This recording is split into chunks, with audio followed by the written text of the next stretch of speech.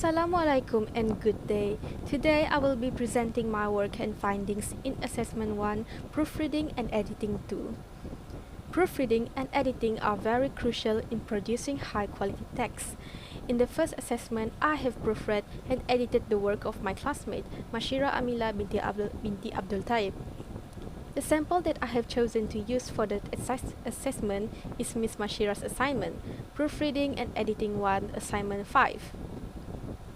I have done both manual proofreading and machine-assisted proofreading using Grammarly, Google Docs, and others to ensure the quality of the final product.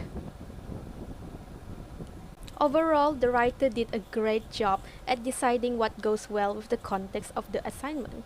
Her choice of layout and her way of presenting her findings makes her work easier to walk through. Despite that, the author seems to have a little bit of trouble maintaining consistency and fitting sense into her work. Additionally, the language used in the sample has few mistakes here and there.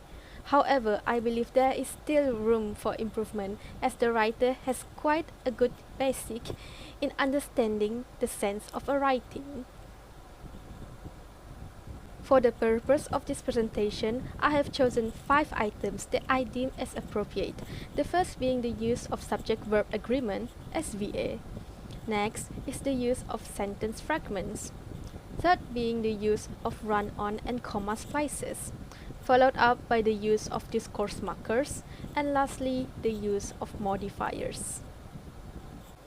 The correct usage of SVA is very important in making sure there's clarity in terms of sense throughout the content.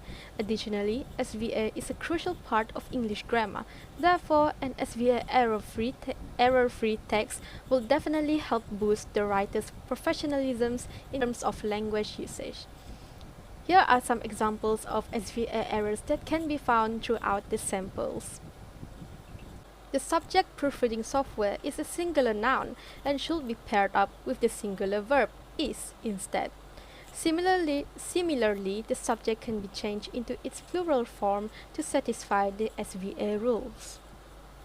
The verb does not agree with the subject. The subject does is a plural noun and should be accompanied by the plural verb do instead of does. Sentence fragments refers to incomplete sentences. This could happen when the sentence seems to be missing some sense, subject, and/or verb. Sentence fragments could cause confusion to the readers and meddle with the flow of the writing. Hence, sentence fragments should be reformed into a full sentence, complete with subject, verb, and sense. Here are some of the sentence fragments that can be found in the sample. The pink highlighted fragment is pretty unclear. The subject is pretty vague and might cause confusion to the readers. By adding it, we can provide a sense of clarity on the subject, the ways of communicating. The sentence fragment beyond attendance seems unclear as it is missing subject, verb, and sense. The author might have intended to use it as a discourse marker. To provide more clarity, it is recommended to write a whole separate sentence instead. Run-on sentences, although they appear to be grammatically correct, they might negatively influence the document readability. Instead of using run-on sentences, one should try to make the sentences as concise as possible, especially since the sample's genre is academic writing. Concise sentences would help the readers understand the sense of the document better. Here are several examples of run-on sentences that can be found in the sample. The sentence is a little bit too wordy and lengthy, with incorrect use of comma splices. The original sentence could cause confusion. To fix this, the sentence needs to be broken apart by using comma splices, periods, and semicolons. The usage of comma splice in the original sentence could cause confusion. To fix this run-on sentence, a subordinating conjunction because should be added. Discourse markers are a tremendous help in improving the flow of the document. By using them, one can also enhance the sense of their writing. However, in this sample, there are some grammatical errors that can be found in the discourse markers. The word that is not necessary when using the discourse marker besides. The phrase beside that is a prepositional phrase, though it is often mistaken as a discourse marker.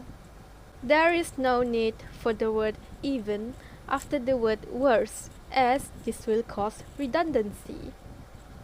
Modifiers help modify or give information about another certain word in the same sentence. A good usage of modifiers can bring clarity to one's content. In the sample, there appears to be some grammatical error related to the modifiers. The word experience is used to modify the word employees. Therefore, the verb form should be changed. The clause that is tailored to meet global demand is an adjective clause. This clause describes a learning experience. Therefore, the word tailor should be changed to tailored. In conclusion, I think Ms. Mashira did a pretty good job in this past assessment. Although she has some weaknesses, I do believe she can overcome them with enough dedication and discipline. That's all from me. Thank you.